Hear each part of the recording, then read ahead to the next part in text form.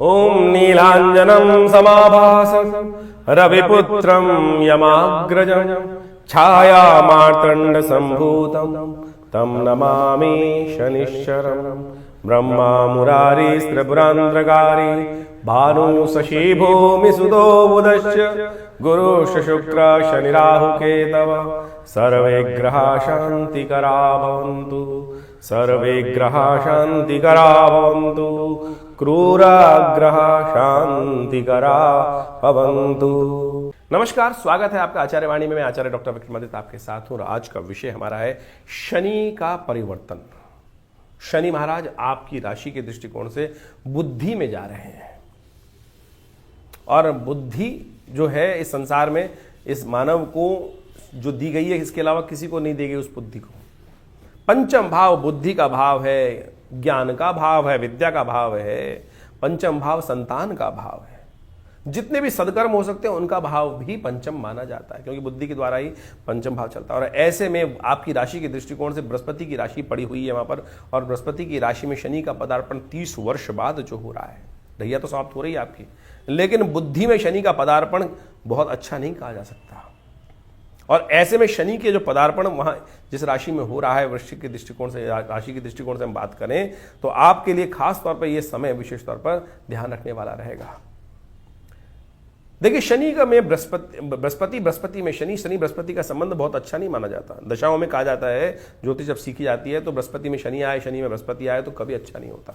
और ऐसे में शनि महाराज जो है वो बृहस्पति की राशि में प्रवेश करने का योग जो बना रहे हैं, वो विशेष तौर पर आपके लिए बहुत सावधानी का है। अगर आपने सावधानी कर ली, आपने सरलता अपना ली, इसका मूल समझें। कहा जाता है कि बृहस्पति महाराज के पास शनि महाराज एक बार गए और उन्होंने महाराज हाथ जोड़कर कहा कि महाराज, मैं आपका शिष्यत्व स्वीकार लेना चाहता हूं, आप मेरे गुरु बन जाएं।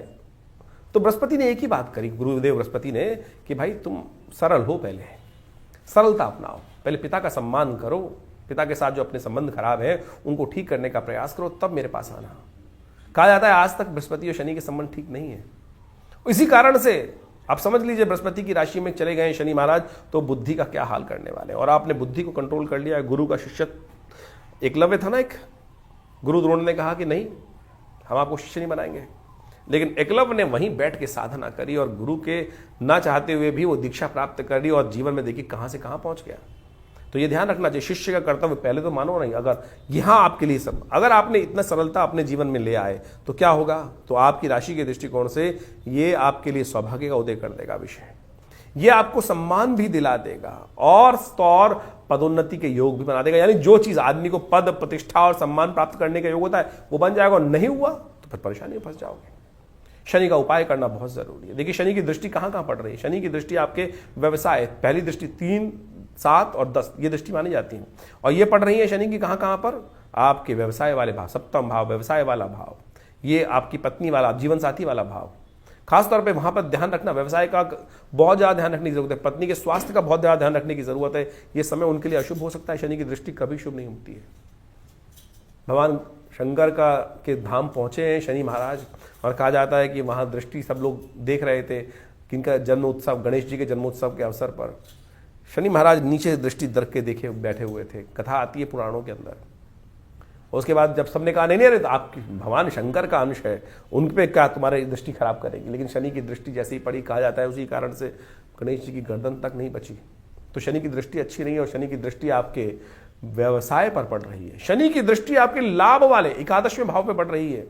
लाभ जहां सामने बैठे हैं, आज इनकम पे पड़ रही है, वो भी साफ कर सकते हैं। शनि की दृष्टि पड़ रही है आपके परिवार पर, द्वितीय भाव पर, वो ध्यान रखना। यानी कि बिखराव की स्थिति भी दे सकते हैं। तो इनके यदि उपायों को आपने ठीक कर लिया, शनि का उपाय करो, अभी चिंता की आवश्यकता नहीं है। अगर उपाय कर लिए तो फिर सौभाग्य, सम्मान, पद सब कुछ दे देगा शनि। शनि के सरलतम उपाय है। शनि के सरलतम उपाय क्या, जिद को त्यागना है। शनि प्रतीक है जिद का, अड़ियल का।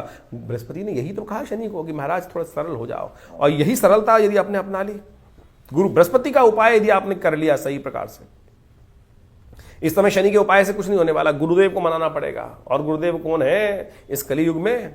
तुलसी बाबा ने लिखा, जय जय जय हनुमान गोसाई, कृपा कर हो गुरुदेव की नाई। हनुमान चालीसा का पाठ कर लो ना। क्या जाता है आपका? आप लगे हैं पता नहीं कौन कौन से बाबाओं के चक्कर में जाके, कोई आपसे तेल चढ़वाया जा रहा है। एक बाबा है, बाबा कहते हैं कि 100 तेल तीन के चढ़ा दो, शनि प्रसन्न हो जाएगा। शनि तो क्या प्रसन्न होगा, बाबा जी जरूर प्रसन्न हो जाएंगे।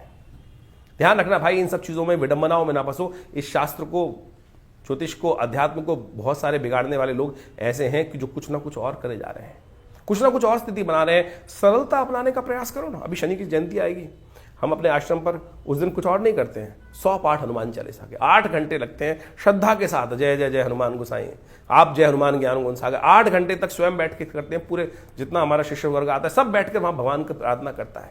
हनुमान जी को चूल्हा चढ़ाओ ना। इस कलिकाल में और देवता चित्त न धरे हनुमत से ही सर्व सुख करेंगे। और आपकी राशि के दृष्टिकोण से तो ये जो हनुमान जी ही आपके इष्ट हैं, तो फिर क्यों भाग रहे हो इधर उधर? ध्यान रखो, छोटे छोटे उपाय।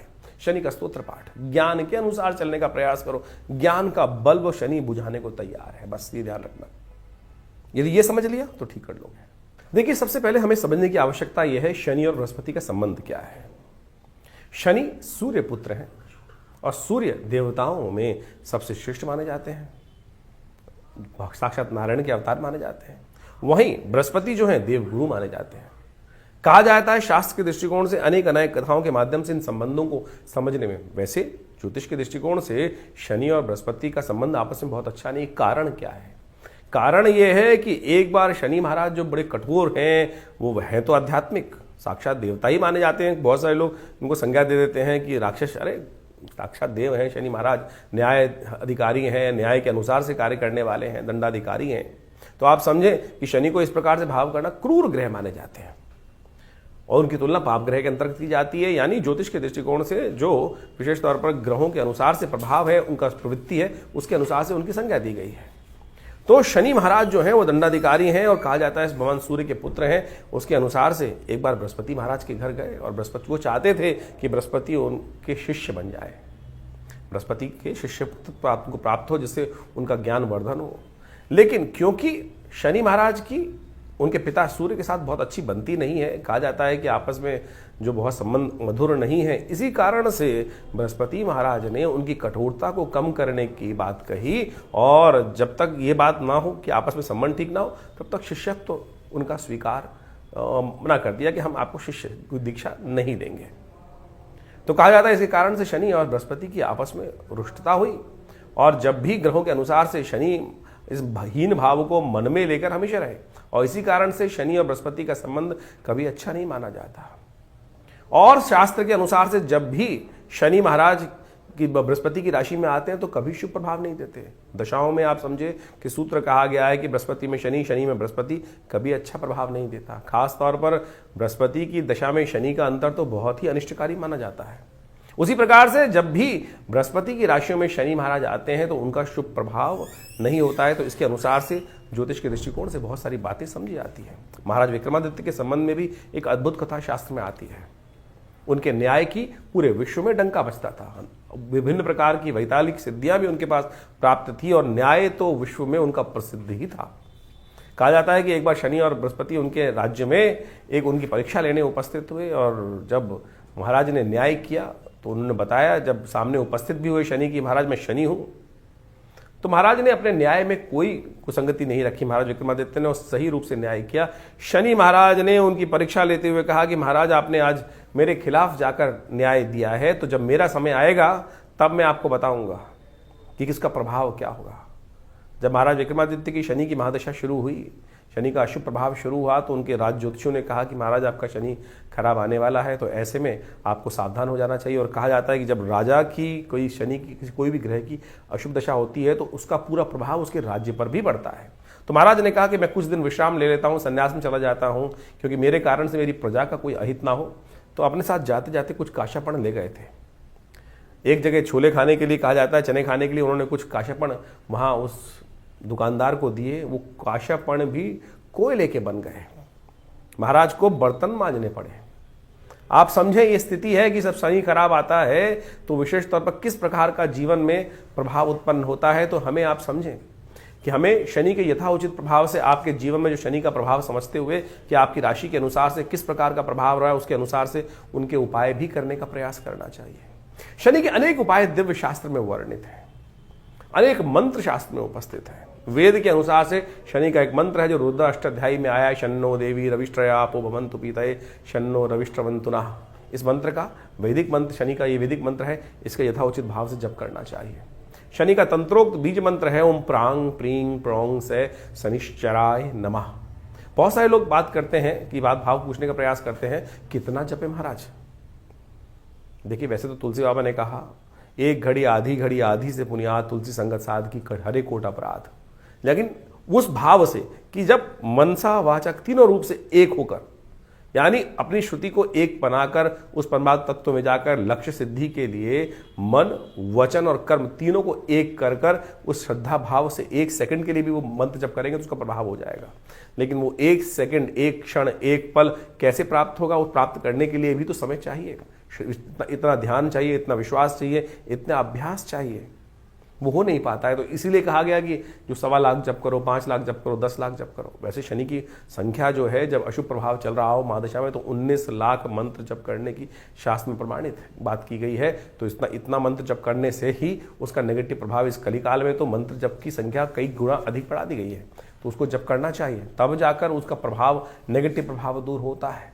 तो आप जितना हो सके चलते फिरते उठते बैठते किसी भाव में इन शनि के मंत्रों का जप करें। शनि को मनाने के विभिन्न उपाय शास्त्र में वर्णित हैं। वो सब उपाय हम आपके समक्ष रख रहे हैं, आपकी राशि के अनुसार से बता रहे हैं। लेकिन फिर भी शास्त्र में अनेक जो उपाय बताए गए हैं उनको भी हमें समझना चाहिए। उन उपायों के अनुसार से यदि कार्य करेंगे तो जीवन में बहुत सारे कष्टों को दूर कर सकते हैं। शनि को मनाने के लिए हमने अनेक शास्त्रों का अध्ययन किया, बहुत सारी चीज़ों को निकाल के प्रयास किया। में सबसे श्रेष्ठ है शनि स्तोत्र, हनुमान चालीसा, सुंदरकांड का पाठ, हनुमान जी को चूल्हा चढ़ाना, शनि के मंत्र का जप करना। दशरथ कृत शनि स्तोत्र तो अपने आप में अद्भुत ही है।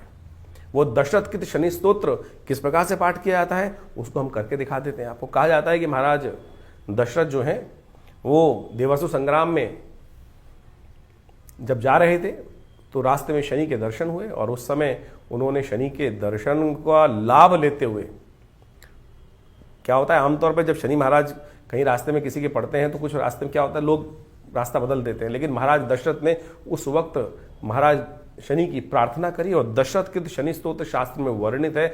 यदि उसका नित्यपति आप एक बार भी पाठ कर लेंगे, यह हमने अपने अनुभव से देखा कि यदि एक बार भी उसका पाठ कर लिया जाएगा तो कैसे भी शनि की महादशा का अशुभ प्रभाव हो वो जीवन से दूर हो जाता है। शनि स्तोत्र इस प्रकार से है, ओम नमः कृष्णाय नीलाय शितिगंध निभाय च नमः कालाग्नि रूपाय कृतांताय च वै नमः नमो निर्मांस देहाय दीर्घमश्रुजटाय च नमो विशाल नेत्राय शुष्कोधर भयाकृते नमः पुष्कल गात्राय स्थूल रोमणे अथ वै नमः नमो दीर्घाय शुष्काय कालम दृष्ट नमोस्तुते नमस्ते कोडर आक्षाय दुर्निरीक्षाय वै नमः नमः घोराय रौद्राय भीषणाय कपालिने नमस्ते सर्वभक्षाय बलिमुख नमोस्तुते सूर्यपुत्र नमस्तेस्तु भास्करे भयदाय च अधोदृष्टे नमस्तेस्तु संवर्तक नमोस्तुते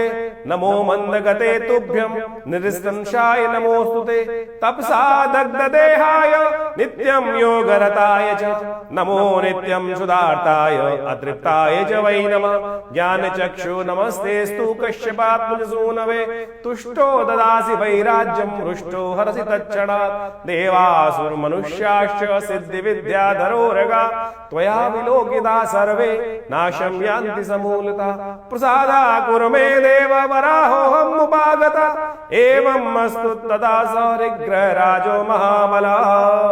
तो ये शनि स्तोत्र है। इसका नित्यपति यदि एक बार पाठ भी कर लें, श्रवण भी कर लें, तब भी शनि की कब दशा आई खराब, शनि का गोचर खराब हुआ, कब आपके जीवन में कौन सी शनि की महादशा इत्यादि जो भी आ रही गोचर इत्यादि ढैया इत्यादि, उन सब का प्रभाव जो है वो नेगेटिव प्रभाव जो है वो दूर हो जाता है। ये शनि का आशीर्वाद है स्वयं महाराज दशरथ को। तो आप इसको सुंदर रूप से नित्यपति एक बार कम से कम पाठ श्रवण कर लें या नित्यपति एक बार पाठ कर लें। हमारा ऐसा अनुभव है कि बिल्कुल इससे बढ़िया कोई और उपाय शास्त्र में नहीं है। सीधा साधा एक उपाय, ज़्यादा से ज़्यादा 2 मिनट 3 मिनट का पाठ है और एक बार यदि आप पाठ याद भी कर लेंगे तो इसका अद्भुत प्रभाव आपकी शनि की पूरी 7.5 हो, चाहे ढैया हो या शनि का नेगेटिव प्रभाव हो, उसको बिल्कुल रक्षा करने के योग बन जाएंगे। शनि ग्रह को मनाने के लिए शास्त्र में अनेक उपाय बताए गए हैं। जैसा भी आपने आपको अभी शनि स्तोत्र सुनाया, हनुमान जी के बारे में बताया। तो इसी प्रकार से शनि को मनाने के लिए आपकी राशि के अनुसार से जो विभिन्न उपाय हैं वो आपको समय समय पर करते रहना चाहिए। सबसे श्रेष्ठ उपाय आपको मैं एक बताएं कि आप ये काम कर सकते हैं। छोटे छोटे उपाय हैं, जब भी कोई भोजन करने बैठ रहे हैं उसका पहला हिस्सा लेकर कौवे के निमित्त डाल दीजिए बाहर, अपनी खिड़की से बाहर। ओम प्रांग प्रींग प्रोंग से शनिश्चराय नमः कौवे का ध्यान कर कर अपने ग्रास खाने का पहला ग्रास निकालकर कौवे को डाल दीजिए। यह नित्यप्रति अभ्यास करने से कोई नुकसान नहीं होता आपका, और आपके लिए कष्ट निवारण करने का सुंदर रास्ता बन जाएगा। हो सके तो शनि के बीज मंत्र, जैसे हमने आपको बताया था, ओम प्रांग प्रींग प्रोंग से शनिश्चराय में इसका स्तवत कर लीजिए। एक और प्रयोग हम बताते हैं आपको। हनुमान जी का विशेष तौर पर शनि के साथ संबंध रहता है, तो हमने एक बहुत अद्भुत दिव्य प्रयोग निकाला।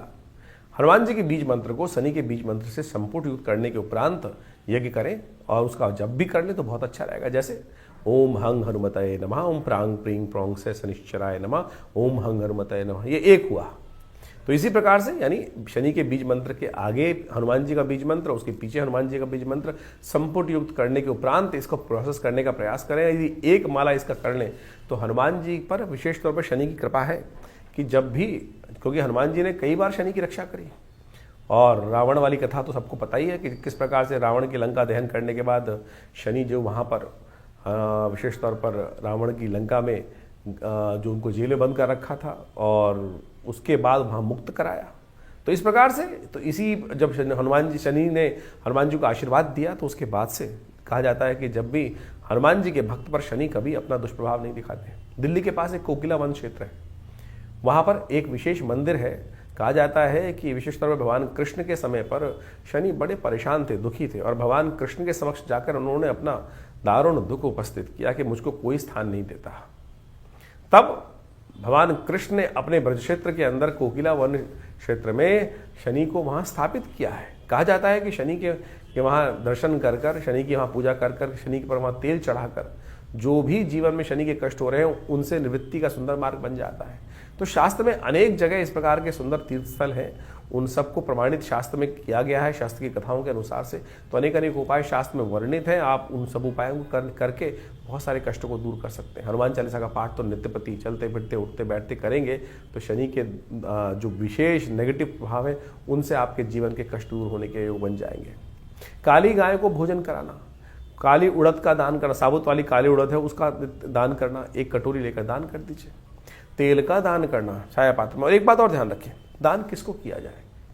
बहुत सारे लोग दान करने के लिए विशेष तौर पर कहा जाता है कि एक विशेष वर्ण व्यवस्था के अनुसार से एक जो जाति उनके वही दान लेने के अधिकारी हैं। शनि का दान वैसे आमतौर पर लोग लेते नहीं हैं। पुराने ज़माने में केवल एक ही वर्ग था, वो विशेष तौर पर उसी के लिए कहा जाता है कि शनि का दान लेने के लिए वही लेते थे, क्योंकि शनि का दान लेने के बाद पचाएगा कौन। लेकिन आमतौर पर आप कोशिश ये करें कि कहीं भी जहाँ भी आपकी श्रद्धा हो, जो श्रद्धा से ले लें। अश्रद्धा के साथ यदि कोई दान ले रहा है आपका तो उस दान का कोई फायदा नहीं है, वो दान प्रमाणिक हो ही नहीं सकता।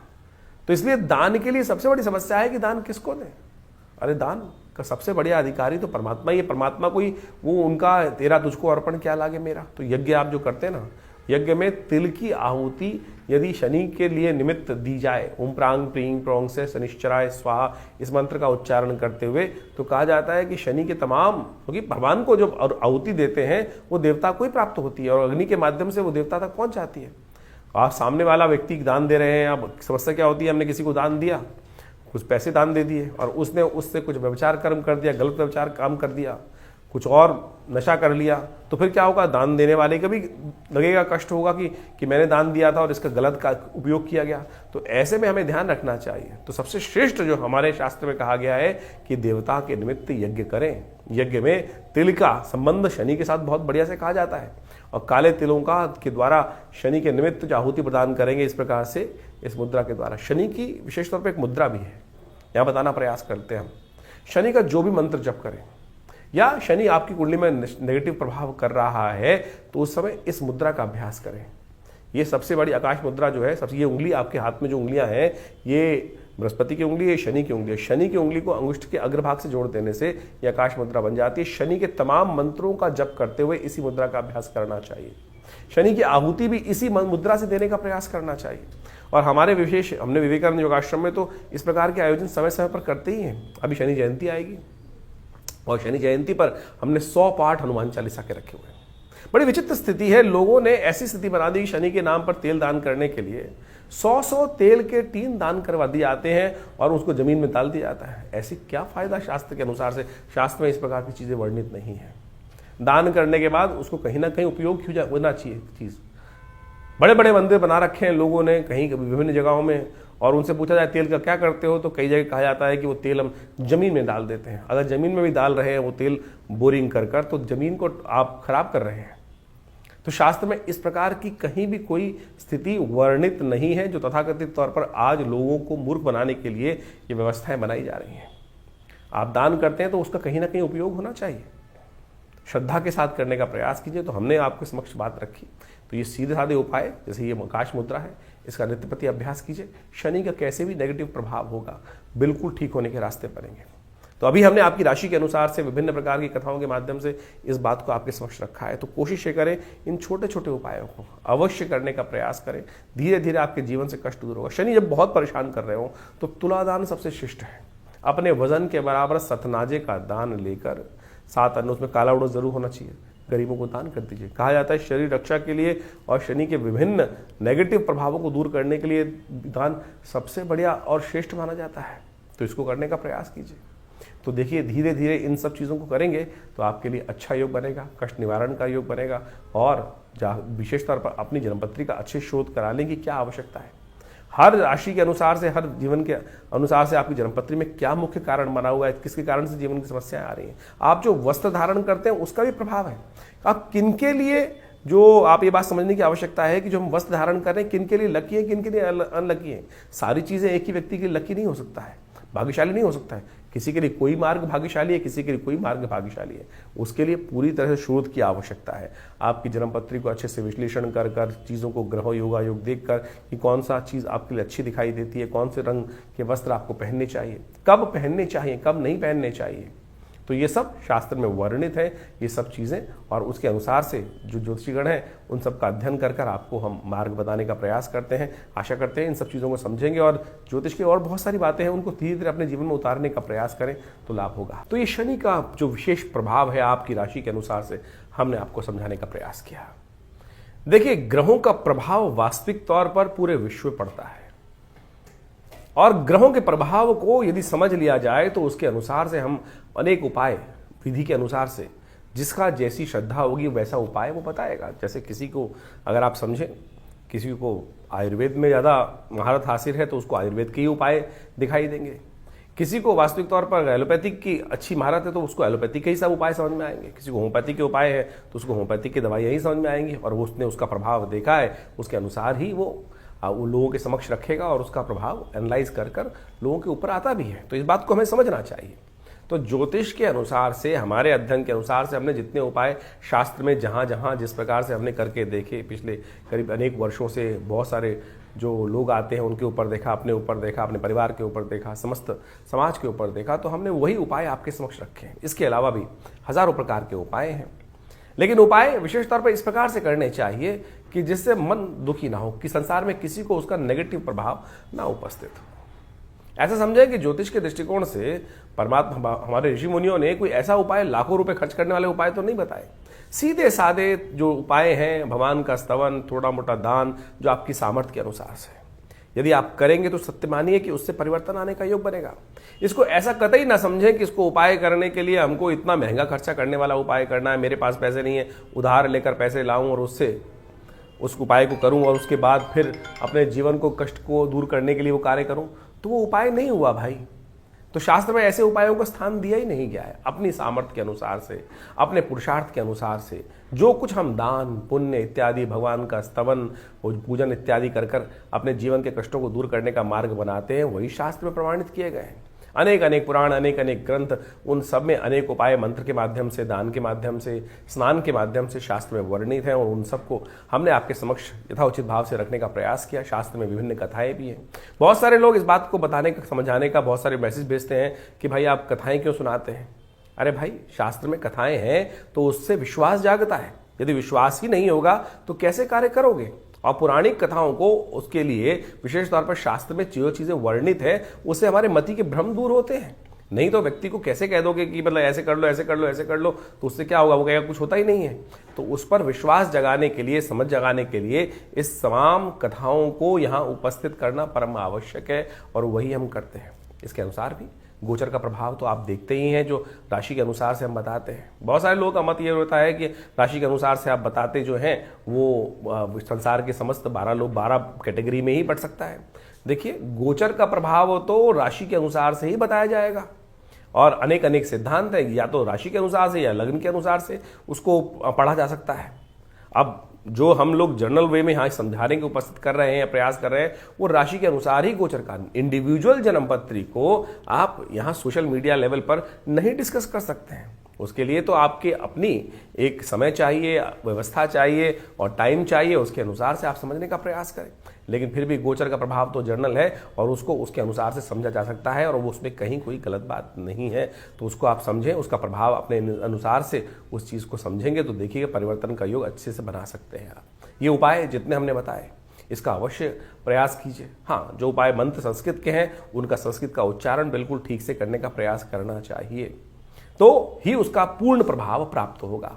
केवल हम कहें कि हमें संस्कृत मुश्किल है, संस्कृत तो सबसे आसान भाषा है, और उसका शब्द का उच्चारण यदि सही से करोगे तभी वातावरण में उसका प्रभाव उपस्थित होगा। वो वातावरण में जो कंपन होगा उस मंत्र के उच्चारण से, उसके शब्द के उच्चारण से, उसी से उसका प्रभाव वास्तविक तौर पर समझा जा सकता है। ज्योतिष को वास्तविक तौर पर जीवन में उतारने के लिए बहुत सारे आयाम हैं। आपकी जन्मपत्री, आपके हाथ की रेखा, आपके शरीर विज्ञान के अनुसार से शरीर में कौन कौन से जो चिन्ह हैं उनका क्या प्रभाव है, उनके अनुसार से शुभ हैं या अशुभ हैं, आपकी जन्मपत्री में आने वाले योग हैं कब फलीभूत होंगे। अब हजारों व्यक्तियों की कुंडली में विभिन्न प्रकार के राजयोग हैं, उन राजयोगों को कब फलीभूत होने का समय है, वो दरिद्र योग कब परेशान कर सकते हैं, कुंडली में बैठा हुआ योग कब आपके जीवन में फलीभूत होगा, इन सब चीजों को अध्ययन करने की आवश्यकता है। और देश काल परिस्थिति दशा महादशा अंतरदशा प्रत्युत्तर दशा ग्रहों के इंटरनल कुंडलियां, उन सबको समझकर हम उन सब चीजों को प्रभाव को सही रूप से समझ सकते हैं, और आपके समक्ष उनके ज्योतिष के चमत्कार को आप स्वयं देख सकते हैं। तो आप आइए विवेकानंद योगाश्रम में। ये शोध संस्थान हमारे पिता आचार्य श्री केशव देव जी महाराज के द्वारा आज से करीब 60-70 साल पहले बनाया गया, और वहाँ आज भी उसी परंपरा के अनुसार से, वैदिक परंपरा के अनुसार से समस्त कार्य यज्ञ इत्यादि किए जाते हैं। आश्रम में बहुत बड़ी गौशाला है, साथ में माँ भगवती का बहुत दिव्य मंदिर है, जो मूर्ति 1947 में 1947 में मुल्तान पाकिस्तान से एक व्यक्ति लेकर आया, और आज वो दिव्य प्रतिमा माँ भगवती दुर्गा शेरावाली की प्रतिमा आश्रम में प्रतिष्ठित है। चमत्कारिक प्रतिमा है। जो उनके सानिध्य में बैठकर यज्ञ करते हैं, उनकी आराधना करते हैं, नवरात्र में और अष्टमी के दिन, नवमी के दिन, चतुर्दशी के दिन भगवती के समक्ष बैठ कर यज्ञ करते हैं, तो उन सब की मनोकामनाएं सिद्धि होने के अद्भुत योग बनते हैं। ये हमारा अनुभव है। जैसी भी जीवन के कष्टों से दूर होने का रास्ता प्रशस्त हो जाता है।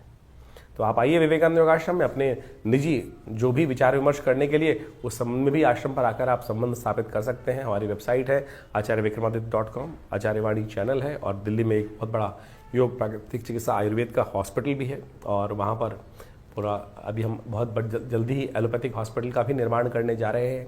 आप सबके सहयोग से इन समस्त भारतीय पराविद्याओं का शोध कर बहुत सारे संस्थान में बहुत सारी करीब 50 से ऊपर विभिन्न पुस्तकें आश्रम के द्वारा प्रकाशित की गई हैं। मुद्राओं के द्वारा कैसे विभिन्न रोग ठीक कर सकते हैं, हमने इस कार्यक्रम में आपको मुद्रा भी बताई कि शनि की मुद्रा को, शनि के नेगेटिव प्रभाव को ठीक करने के लिए कौन सी मुद्रा आपको कर लेनी चाहिए।